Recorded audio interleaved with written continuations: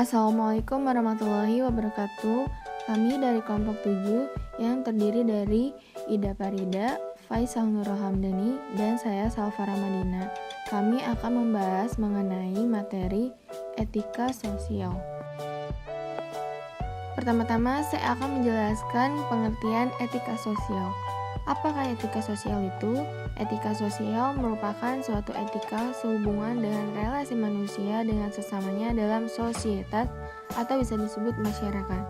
Etika sosial menunjukkan pada etika yang berkenan dengan suatu sosietas yang secara khusus berhubungan dengan pengaturan secara normatif relasi-relasi sosial dalam rangka tatanan hidup bersama. Dan berikut contoh-contoh pelanggaran etika sosial, yaitu 1. Korupsi, 2. Manipulasi, 3. Pemalsuan, 4. Pembajakan, 5. Diskriminasi gender, 6. Konflik sosial. Korupsi. Pengertian korupsi lebih ditekankan pada perbuatan yang merugikan kepentingan publik atau masyarakat luas untuk keuntungan pribadi atau golongan. Komisi Pemberantasan Korupsi dibentuk dengan tujuan meningkatkan daya guna dan hasil guna terhadap upaya pemberantasan tindak pidana korupsi. Modus korupsi antara lain contohnya yaitu pemerasan pajak, manipulasi tanah, jalur cepat pembuatan KTP atau SIM jalur cepat, markup budget atau anggaran, proses tender, penyelenggaraan dalam penyelesaian bisnis atau perkara. Selanjutnya yaitu ada manipulasi. Manipulasi adalah sebuah rekayasa dengan melakukan penambahan, penyembunyian, penghilangan, atau pengkaburan terhadap bagian atau keseluruhan sebuah realitas. Selanjutnya yaitu ada pemalsuan. Pemalsuan adalah proses pembuatan, beradaptasi, meniru atau benda, statistik atau dokumen-dokumen dengan maksud untuk menipu. Kejahatan yang serupa dengan penipuan adalah kejahatan pemberdayaan yang lain, termasuk melalui penggunaan benda yang diperoleh melalui pemalsuan. Selanjutnya yaitu ada pembajakan. Pembajakan adalah kegiatan merampas barang atau hak orang lain. Pembajakan umumnya dihubungkan dengan pembajakan kapal oleh bajak laut. Walaupun sering terjadi pembajakan pesawat, bus, dan kereta api, selain itu ada juga pembajakan cipta yang berarti pemalsuan barang, merek, dan sebagainya. Diskriminasi gender.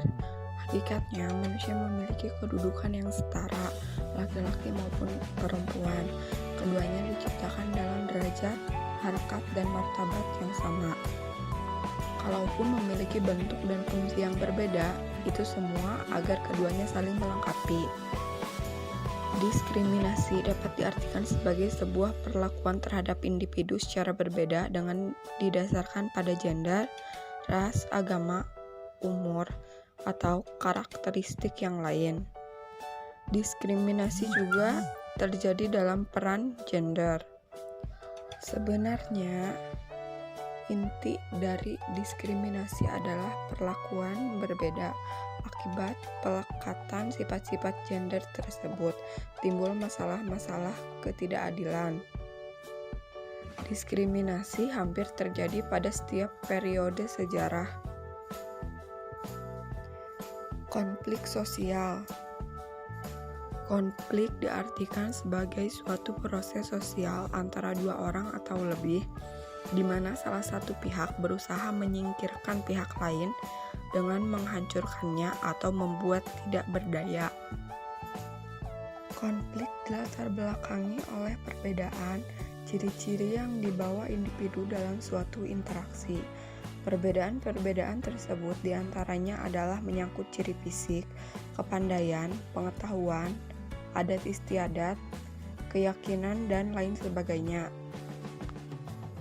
Secara umum, pengertian konflik sosial yaitu sebagai suatu proses sosial antara dua pihak atau lebih ketika pihak yang satu berusaha menyingkirkan pihak lain dengan cara menghancurkan atau membuatnya tidak berdaya.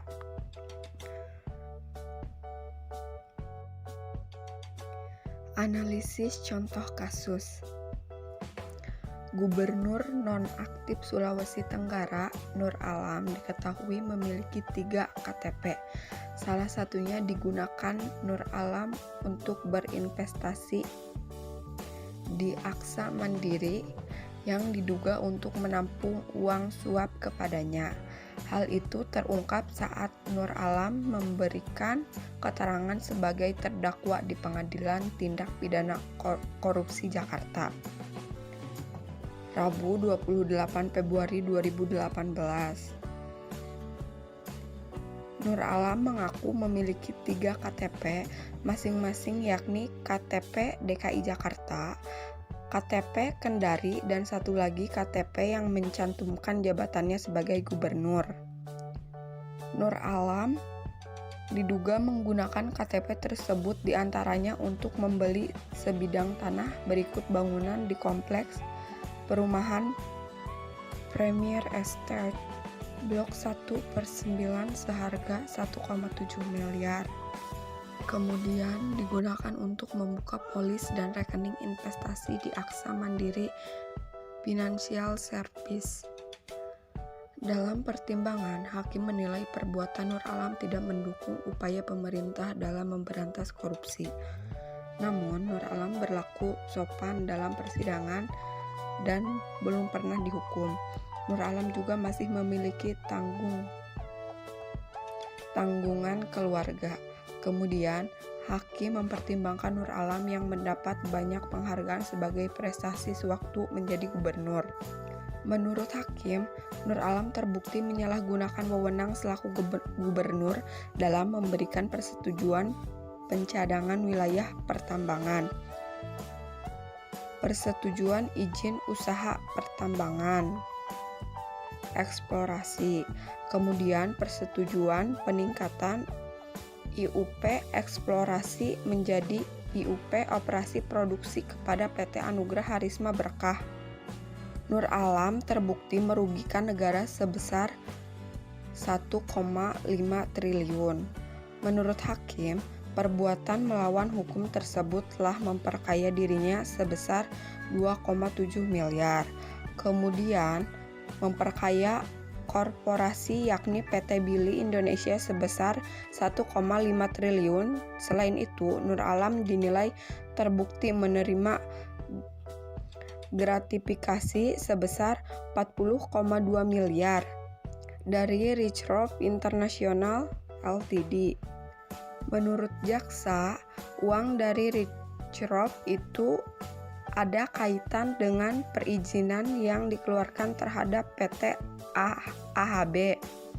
Adapun hasil penjualan nikel oleh PT AHB dijual kepada Richrof International.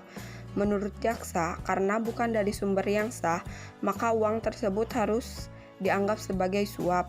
Nur Alam dinilai terbukti melanggar Pasal 3 JO, Pasal 18 dan Pasal 12B Undang-Undang Nomor 31 Tahun 1999 sebagaimana diubah dalam Undang-Undang Nomor 20 Tahun 2001 tentang Pemberantasan Tindak Pidana Korupsi JO, Pasal 55 Ayat 1 ke 1 JO, Pasal 64 Ayat 1 KUHP. Dalam kasus ini ada 2 kasus, yaitu korupsi dan manipulasi data. Jika dibahas, berarti ada kemungkinan sedikitnya terdapat 9 modus korupsi yang bisa dilakukan oleh gubernur dalam posisinya sebagai kepala daerah. Pertama, korupsi melalui APBD. Kedua, kemungkinan kolusi antara pengusaha dan pengusaha, terutama di bidang dunia usaha atau bisnis. Ketiga, pengadaan barang yang sering terjadi. Keempat, penerimaan pajak yang sering tidak masuk ke kas negara. Kelima, pendaftaran pegawai pemerintah dengan pungutan yang tidak semestinya. Keenam, pengurusan izin apapun. Ketujuh, pemanfaatan bantuan dan program lembaga lain. Kedelapan, melakukan kegiatan fiktif atau meminta bagian dari bantuan yang diterima masyarakat. Dan yang kesembilan, menggelapkan bantuan yang diterima. Dari 9 modus tersebut, modus korupsi yang pernah terjadi di Jawa Barat yang menimpa mantan gubernur adalah markup dana proyek. Hal ini terjadi pada Dani Setiawan yang sudah divonis 4 tahun penjara oleh pengadilan Tipikor pada tahun 2009.